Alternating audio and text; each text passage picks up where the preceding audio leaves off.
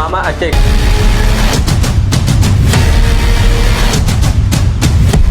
लेकिन किसी को कुछ अंदाजा नहीं था कि अगले कुछ सेकंडों में भारत का इतिहास बदलने वाला।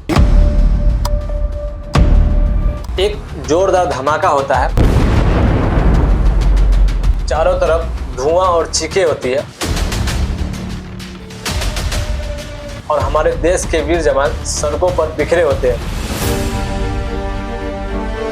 14 फरवरी दोपहर के करीब 3 बजे कश्मीर के सड़कों पे सीआरपीएफ के जवानों का काफिला चल रहा था, लेकिन किसी को कुछ अंदाजा नहीं था कि अगले कुछ सेकंडों में भारत का इतिहास बदलने वाला। एक जोरदार धमाका होता है, चारों तरफ धुआं और चीखें होती है और हमारे देश के वीर जवान सड़कों पर बिखरे होते हैं। आज हम बात करेंगे पुलवामा अटैक की। आखिर ये कैसे हुआ, इसके पीछे कौन जिम्मेदार था, क्या ये हमला रोका जा सकता था, हम पूरी डिटेल में जानेंगे आज के इस वीडियो में। पुलवामा जम्मू कश्मीर का एक जिला है जो कि श्रीनगर से लगभग 30 किलोमीटर दूर है।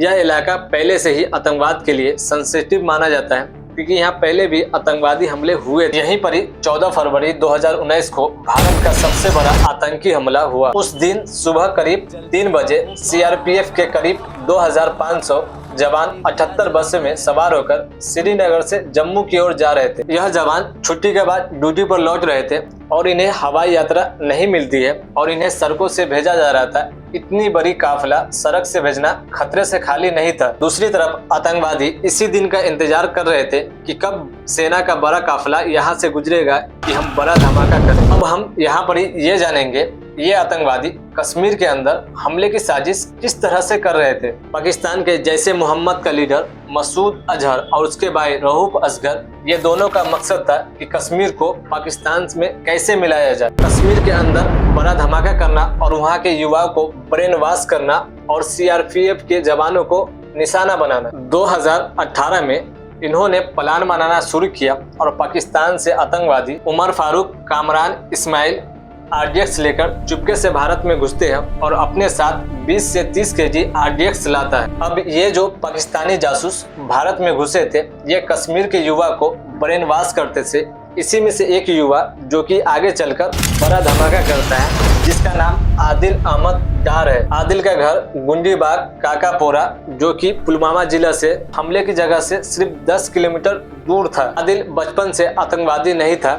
एक बार बुरहान हानी के मौत के बाद वह विरोध प्रदर्शन में शुरू होता है, जिस कारण से सुरक्षा बलों ने उसे पीटता है। इसी कारण से आदिल के दिल में सुरक्षा बलों के प्रति नफरत होने लगी। 2016 से 2018 के बीच में आदिल 6 बार गिरफ्तार हुए, कभी पत्थरबाजी में, कभी ओजीएम के शक में।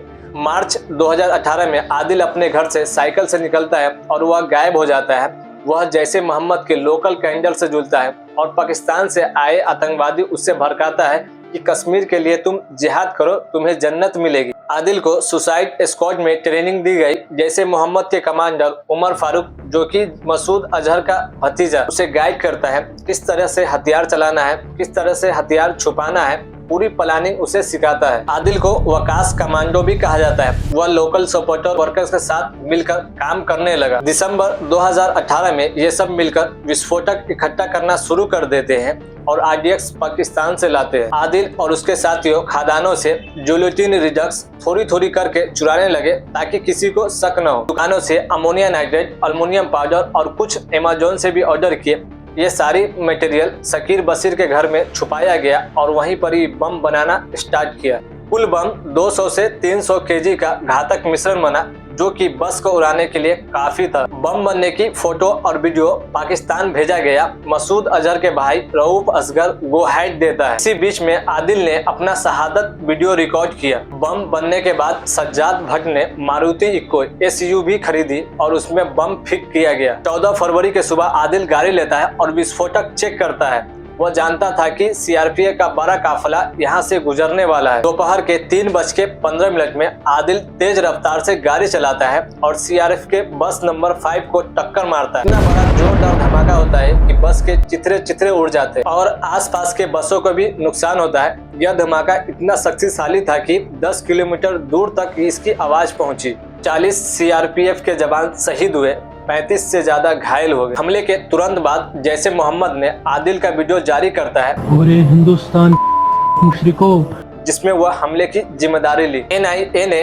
हमले की साजिश पाकिस्तान को ठहराया, लेकिन सवाल ये है, क्या ये हमला रोका जा सकता था? बिल्कुल, ये हमला रोका जा सकता था। जिस NH-44 से CRPF का जवान गुजर रहे थे, उस NH-44 से जितने भी रास्ते मिलते थे, उन सारी रास्तों पर पुलिस की बैरिकेड लगने से ये हमला रोका जा सकता था। जब CRPF के जवानों का काफिला इतनी भारी संख्या में था, तो उन्हें हवाई यात्रा क्यों नहीं दिया गया? अगर बेहतर प्लानिंग होती तो शायद नुकसान कम होता। हर शहीदों के पीछे एक परिवार होता है। सरकार तो सिर्फ मुआवजा दिया है, लेकिन उसके परिवार का दर्द ये कभी नहीं समझ पाएंगे। 14 फरवरी को पुलवामा अटैक होता है, इस कारण से हम लोग 14 फरवरी को ब्लैक डे मनाते हैं।